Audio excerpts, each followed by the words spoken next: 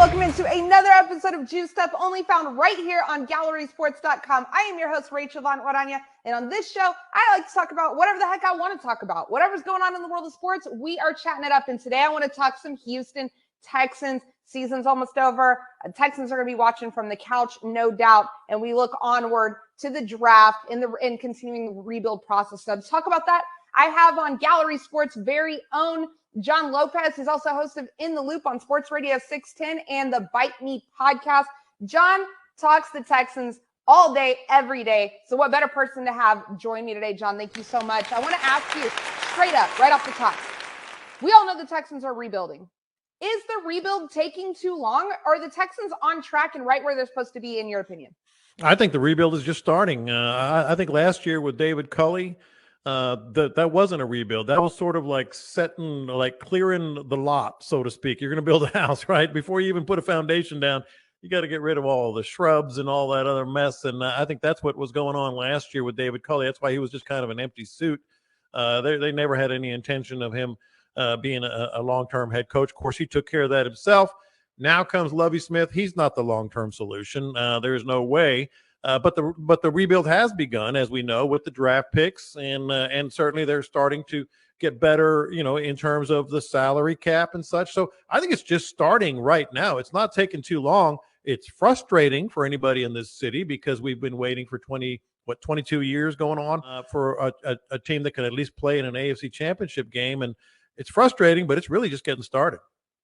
Yeah, well, the AFC isn't getting any easier, John. It's crazy out here in the AFC conference. And you're telling me that David Culley wasn't the blueprint or the foundation for the rebuild. And now you basically said Lovie Smith isn't the blueprint or the foundation for the rebuild. So maybe we are not on track. I don't know. But that got me thinking. I want to talk about Lovie Smith. Mm-hmm. Does he get another year with the Texans? Or if he doesn't, who do you like to fill his place? I'm telling you, that win against Tennessee scared me because I don't want anybody to get fancy ideas about Lovie Smith. Well, maybe he's going to be the guy, and maybe we can have him another year. He's not the guy. His defense is antiquated. It's the worst in the league. Last I checked against the run, I think 30th overall. Everybody talks about their offense being so bad. Their defense is just as bad. The game is not his anymore. I think if they try to bring back David Culley, then we can talk about it being too long. Then we can talk about them spinning their wheels. You need to bring in a brand new coach that you can match up, whether it's a defensive-minded coach like DeMeco Ryans, an offensive-minded coach, whomever your heart desires, because you're going to be drafting a new quarterback. I don't want any fancy ideas about David Culley. And, oh, by the way, Davis Mills. Neither one of those guys is the answer. Okay, so neither one of those guys is the answer. I want to ask you this. I heard Rex Ryan, he was on either one of the 3-letter networks, 4-letter networks, one of them, and he was saying, he was talking to the Texans and I guess Nick Caserio kind of in general, and he said literally verbatim, don't you dare give up that first pick. Do you think that there's any scenario where the Texans trade back? I really don't. I think this team. What frustrates me about this team right now is you got guys like Nick Caserio and people like that. Not Ryan, of course, because he's against trading back the pick. But people saying, well, just build through the line and trade back and accumulate draft picks. Man, this city is tired of that stuff. It's not about just football anymore with the Houston Texans. It's about the business of football. It's about getting rid of the apathy of fans. It's about getting some interest, some electricity, some buzz around this team. You've been to games. I've been to games. It's dead, man. I mean, you can land a plane in the parking lot some games. They need some juice with this squad. Now, obviously, you want the player to be good, but if it's someone like Bryce Young, there's that juice. And then you bring in a head coach like DeMeco Ryans. You notice I mentioned his name twice. There's a reason for that. And I think there's, then all of a sudden you got a little more energy back around this club. So they really need to just move on from all their things they're doing right now. Don't try to overthink it. You got 2 picks next year, 2 first-round picks next year. You can trade back then. Okay, so you said DeMeco Ryans' name twice. For those of us out there, tell me like I'm 5 years old. Why'd you say his name twice?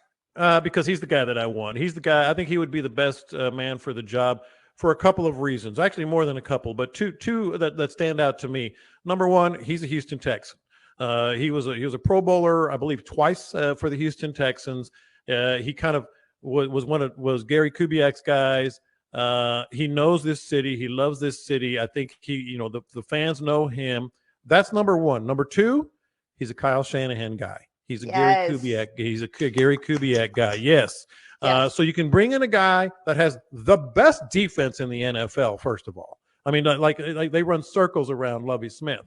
So you bring in a guy, head coach, runs the defense, and he's got so many connections to Kyle Shanahan and Gary Kubiak for that type of offensive coordinator. Can come in with Bryce Young, get a guy that's mobile, on the move, and all of a sudden we're in business. Okay. All right. Well, I love Shanahan. I call myself the Shanna Stan. Okay. I'm a big fan of the offense that he runs, and Gary Kubiak, and they're all from the same tree, same mold there. With that being said, the last defensive coordinator I've seen that I recall would be Robert Saleh. Not doing so hot in New York. I mean, the defense is good, but I mean, there's the fluctuation with the quarterback. I don't know. So I don't know. I would love to get an offensive guy. I was a big proponent of what's his name in Miami, McDaniels. Mike McDaniel. He might be getting exposed right now. I don't know. But with that being said, I'm more of the offensive mind, especially bringing an offensive person to groom a young quarterback. Now, before we go, I want to ask you this. College football playoffs, right? There's a quarterback that's going to be playing in the playoffs that the Texans are going to have a really close eye on. And I've heard you keep talking about Bryce Young like it's for sure. For sure, he is the number one quarterback that the Texans would take. What do you feel about C.J. Stroud? C.J. Stroud is my number three. I think he's very good. Obviously, number three, in terms of quarterbacks coming out of the draft is not bad. I like Bryce Young because of I think his polish.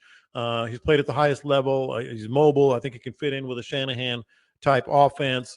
If that's the case, I wouldn't be surprised if Will Levis jumps both of those guys in terms of some of these, the pre-draft, experts, so to speak, and all the measurables. And he's got a huge arm, big dude, NFL body. People tend to fall in love with that. He would be my number two, but I think Bryce Young would be number one. I nothing against C.J. Stroud. I just like those other two guys better. Yeah, and I'm going to show my bias here, but I don't remember the last time a Ohio State quarterback really worked out, a highly drafted Ohio State quarterback. Justin Fields, baby. It's happening. Justin Fields, that's happening, but I'm sorry. I still think of him as Georgia, even though he never really was a Georgia Bulldog. But yeah, no, you're right. No, it's early on him. It may not work out, but later in the year, he got a lot better. Now, there's no chance in hell that if the Bears were to jump the Texans in draft order, because they're right there kind of neck and neck, if they were to jump the Texans in draft order and they draft first, they're not taking a quarterback, right? So the Texans really don't have to worry about it. Well, they do because the Bears won't take a quarterback, but the Bears with their quarterback are in a position for another team to trade with. Trade back. So that's where it could get dicey for the Texans. The Jets. I mean, you mentioned their defense is awesome. They're done. I mean, they're done with Zach Wilson. Yeah. A team like that might trade and jump the Texans.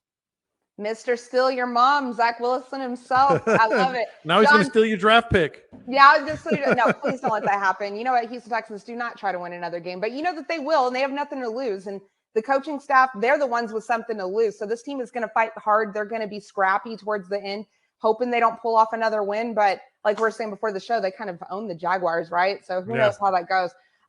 Hey, thank you so much for joining. I am up against it. We are out of time. But John, I will definitely have you on the show again to talk draft picks, talk Texans. Thank you so much. Guys, that's all the time we have for now. This has been Juiced Up. It is only found right here on gallerysports.com. That is your one-stop shop for immediate insight and information. I am Rachel Van Orania, and I will see you mañana.